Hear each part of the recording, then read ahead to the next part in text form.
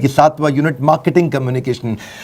Brand ये वो नहीं है जो आप अपने कस्टमर को बताते हैं, ब्रांड तो वो होता है जो आपका कस्टमर दूसरे कस्टमर को, और दूसरा कस्टमर तीसरे कस्टमर को, और तीसरा कस्टमर 5वें 10वें 100वें कस्टमर को बताता है। कस्टमर को क्या बताता है उसको ब्रांड बोलते हैं। आप कस्टमर को क्या बताते हैं वो तो ब्रांड बनाने का केवल प्रयास है। Communication work for those who work for it. ये वीडियो आपको कमाल की नए प्रकार की इंसाइट्स देगा, जिसमें मैं बात करने वाला हूं स्पाइस क्या है, क्लियर सेल्स मैसेज क्या होता है, स्टोरी टेलिंग कैसे क्रिएट किया जाए, पावरफुल कंपेलिंग मैग्नेटिक हेडलाइन क्या होती है, 5वां एंटिसिपेटरी कंटेंट कैसे क्रिएट किया जाए जिससे कस्टमर का अटेंशन मिले, और छठा केस स्टडी बेस्ड सेलिंग क्या होता है। सबसे पहले स्पाइस के बारे में मैंने पीछे बताया भी था, smart presentation for investor customer employees. इसके ऊपर हमने प्रॉब्लम सॉल्विंग कोर्स भी बनाया हुआ है, पूरा कोर्स बनाया कि कैसे आप प्रेजेंटेशन दे, कैसे इन्वेस्टर को, कस्टमर को, एम्प्लॉय को इन्फ्लुएंस कैसे करें, उनको कम्युनिकेट कैसे करें, कम्युनिकेशन स्ट्रेटजी क्या होनी चाहिए, क्रिएटिव कंपेलिंग स्टाइल सेल्स की प्रेजेंटेशन कैसे बनाई जाए। अगर आपने सेल्स की अच्छी प्रेजेंटेशन बनाई तो माल बेच ही सकते हो। पहले तो ऑडियंस को समझो कि उसकी मुख्य भाषा क्या है, और इसमें ग्राफिक्स को बड़े ध्यान से इस्तेमाल करो। कहते हैं कि एक तस्वीर 1000 बोले गए शब्दों के बराबर होती है, तो तस्वीर का इस्तेमाल कैसे करें। इसमें एक रूल ऑफ 3 होता है। रूल ऑफ 3 क्या है? एक स्लाइड पे 3 से ज्यादा बातें नहीं बताइए, मुख्य रूप से 3 बातें बताइए, जिस जो ऑडियंस को आसानी से रजिस्टर हो जाती हैं जब आप प्रेजेंटेशंस देते हैं।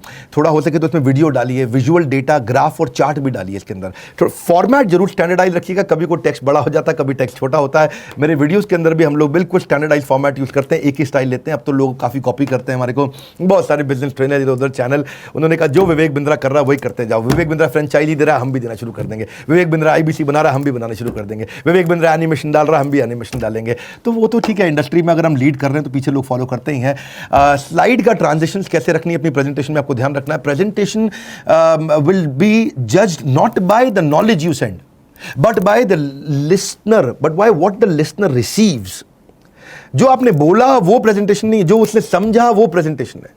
कई बार अपन क्या गलती करते हैं, टू मेनी ग्राफिक्स डाल देते हैं ग्राफिक्स के नाम पे, या बहुत ज्यादा टेक्स्ट, या बिल्कुल टेक्स्ट नहीं डालते, खाली एक इमेज डाल के छोड़ देते हैं, या पुअर कलर चॉइस डाल देते हैं, फॉन्ट गलत डाल देते हैं, इमेज की रेजोल्यूशन अच्छा नहीं रहती, लो क्वालिटी इमेज डाल देते हैं, लाइट ऑन लाइट डाल देते हैं, बैड कॉन्ट्रास्ट। येलो कलर पे आपने व्हाइट कलर से लिख दिया, नजर ही नहीं आएगा।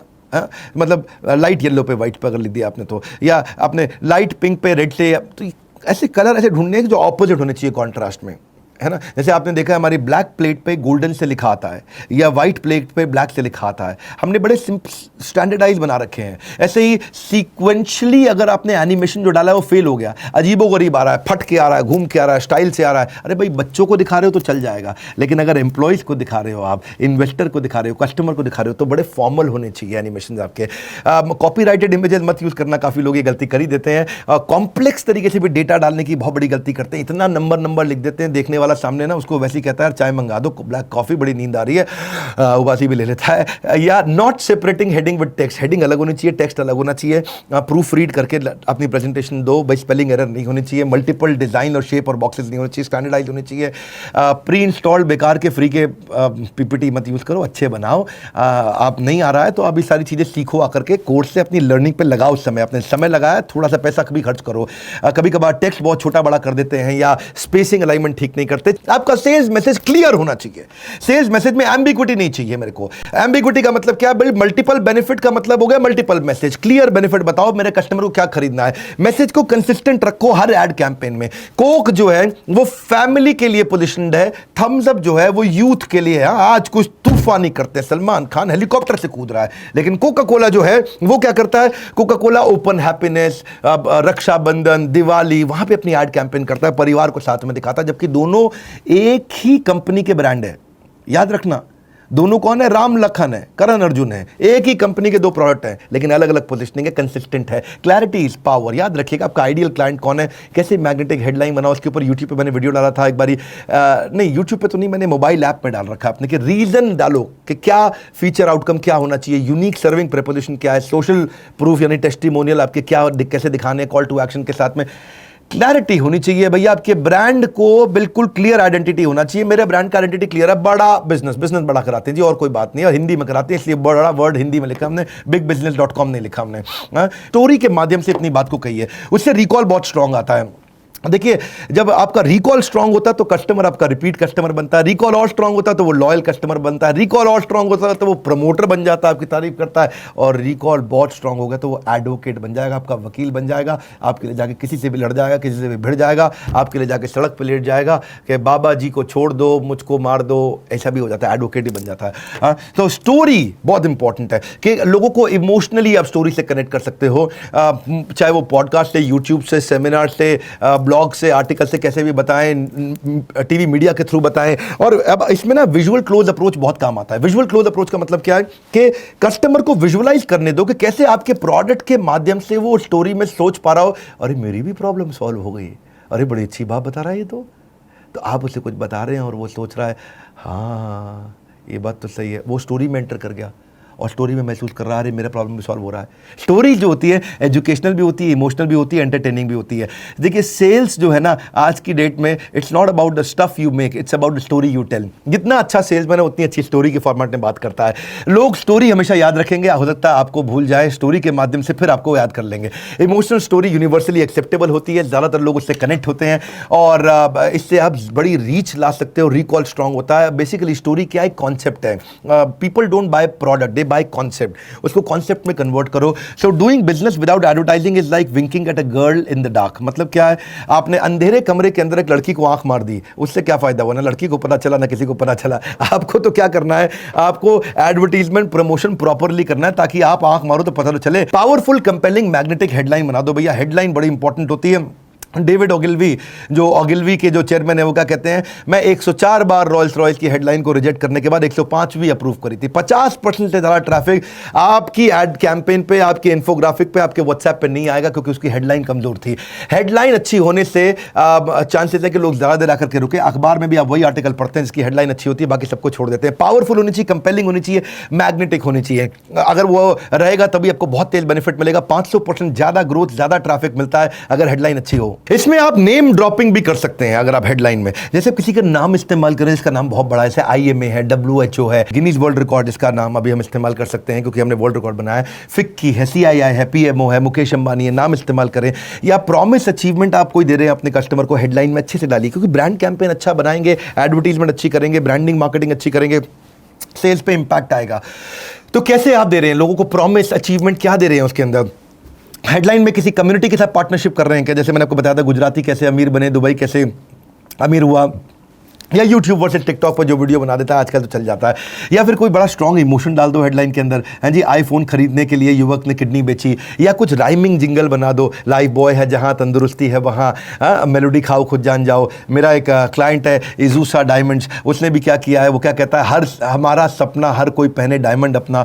तो बेसिकली हेडलाइन में ना कुछ, या तो आप कुछ टॉप सीरीज डाल दो कि भाई टॉप 10 पॉइंट्स कर दो, या कुछ कंपेलिंग कर दो, भाई चाहिए ही चाहिए कि बात आ जाए उसको। हाँ जी, जैसे मैंने बताया यूट्यूब में एक बारी भूलना भूल जाओगे, आइडिया लाओ 5 करोड़ लेके जाओ। सो ये हमारे इवेंट के अंदर हमारे एक प्रोफेसर हैं, उन्होंने आकर के इवेंट के अंदर अनाउंसमेंट कर दिया कि भाई किसी के पास अच्छा आइडिया तो मैं उसको 5 करोड़ रुपए तक इन्वेस्ट कर दूंगा। मैं यहाँ 5 करोड़ का फंड अनाउंस करता हूँ।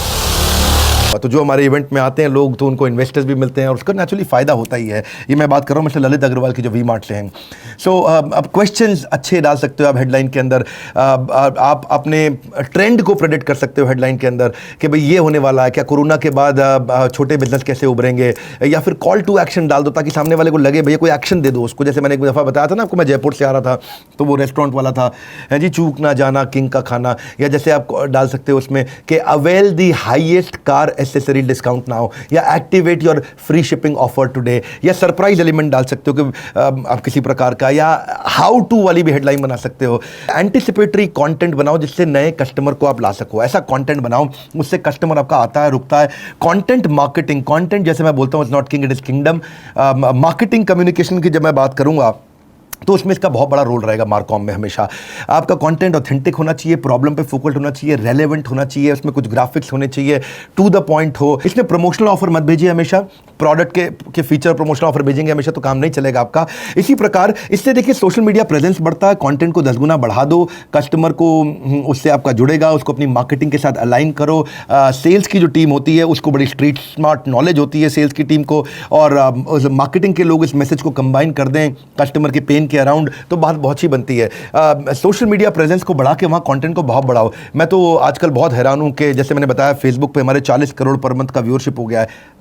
40 करोड़ पर मंथ का हमारे फेसबुक पे व्यूअरशिप है। उसको न केवल लाइक करिए, फॉलो करके सी फर्स्ट का ऑप्शन भी दे दीजिए ताकि आप भी कंटिन्यूसली पोस्ट लिख सकें।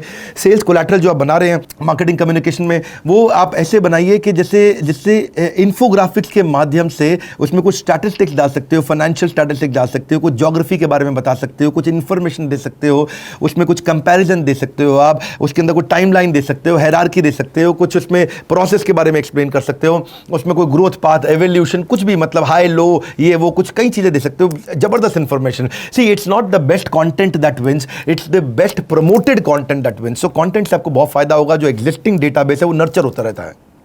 हम भी अपने एग्जिस्टिंग डेटाबेस पे एसएमएस करते हैं, उनको नर्चर करते रहते हैं, रिलेशनशिप बना के रखते हैं, उनके साथ में प्रयास करते हैं। जैसे मैं यूट्यूब पे कंटेंट बनाता हूं, आप भी इन्फोग्राफिक सबसे आसान तरीका है, अपने कस्टमर्स को भेजना शुरू करो। अगला है केस स्टडी बेस्ड सेलिंग। ये बड़ा जबरदस्त है। केस स्टडी बेस्ड सेलिंग क्या है कि आप केस स्टडी का इस्तेमाल करिए आपके कस्टमर्स की, जो आपके खुद के कस्टमर है। जैसे मेरे हजारों कस्टमर ऐसे हैं जिनको बहुत बड़ी ग्रोथ मिली है, ऐसे आपके भी कुछ कस्टमर जरूर होंगे।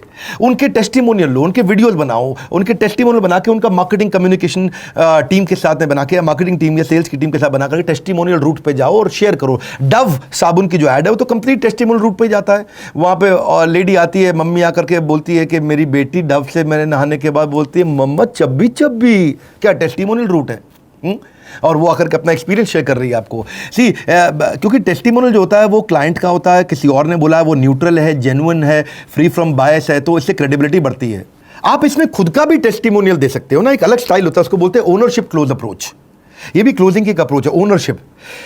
अरे मैंने खुद ये प्रोडक्ट इस्तेमाल किया भाई साहब, मैं बता रहा हूँ मेरी लाइफ में सुकून आ गया जब से प्रोडक्ट इस्तेमाल कर रहा हूँ। जब से मैंने डॉक्टर बिंद्रा का कोर्स लिया है, जब से मैं कैसे बोलूँगा सर, मैं तो अपने कोर्स खुद ही अटेंड करता हूँ। हमारे बिलियनियर्स हमारा कोर्स अटेंड करते हैं। इसको बोलते हैं ओनरशिप क्लोज अप्रोच। अपना एक्सपीरियंस शेयर करो। एक को बोलते हैं फील फेल्ट फाउंड। हाँ, कोई अगर आपको ऑब्जेक्शन दे रहा है तो आप टेस्टिमोनियल अप्रोच ले सकते हो। अब वो क्या कह रहा है, आपका प्रोडक्ट महंगा है। आप बिल्कुल ठीक कह रहे हैं। इनफैक्ट शर्मा जी भी ऐसा ही फील किया करते थे। जब से उन्होंने प्रोडक्ट खरीदा और उनको वैल्यू मिली, 36,000 के बदले उन्होंने 360 करोड़ के बिजनेस की पाइपलाइन तैयार कर ली। ही फेल्ट एंड फाउंड कि यार ये महंगा सस्ता नहीं, ये तो फ्री का है। हाँ, इसको बोलते हैं फील फेल्ट फाउंड। वो भी ऐसा फील करते थे। हाँ, लेकिन जब उन्होंने प्रोडक्ट लिया then he felt and found. आपने क्या किया, उनका नाम इस्तेमाल किया और उनके द्वारा आपने बता दिया। इसको बोलते हैं 1 2 3 क्लोज अप्रोच। 1 2 3 का मतलब क्या है, कस्टमर की एक प्रॉब्लम, आपके प्रोडक्ट के 2 बेनिफिट और मार्केट के हमारे 3 टेस्टिमोनियल। हाँ, 1 2 3। ये अपनी टीम्स को याद दिला दो भैया, याद करा दो। ये वीडियो दोबारा नहीं आने वाला। सब नोट्स बना रहे हो नहीं बना रहे हो, 1 2 3 अप्रोच। ऐसी अप्रोच दे रहा हूँ, मजेदार, कहीं नहीं मिलती आपको। कस्टमर की एक प्रॉब्लम, उसको आप बता दो बढ़िया से, आपके द्वारा दिए गए 2 बेनिफिट और आपके 3 एग्जिस्टिंग कस्टमर उनका टेस्टिमोनियल। सो कस्टमर की वॉइस का आप इस्तेमाल करोगे। कस्टमर का, आइडियल कस्टमर का जो टेस्टिमोनियल है वो और नए आइडियल कस्टमर अपने आप लेके आता है। एक आइडियल कस्टमर टेस्टिमोनियल देगा तो उसका टेस्टिमोनियल और कई सारे आइडियल कस्टमर ला देगा। ऐसी कहावत है, you can't sell anything if you can't tell anything. Selling is about telling. आप कितनी अच्छी कहानी सुनाते हो, कितनी अच्छी ब्रांड की स्टोरी, किस प्रकार अपने ब्रांड को आप प्रेजेंट करते हो, उसी को कहते हैं मार्केटिंग कम्युनिकेशन। उम्मीद करता हूं ये 6 स्ट्रैटेजी आपको काम आई होंगी। एक एक वीडियो से लर्निंग ढूंढिए, इन 6 में से आप कौन सी इंप्लीमेंट करने वाले हैं।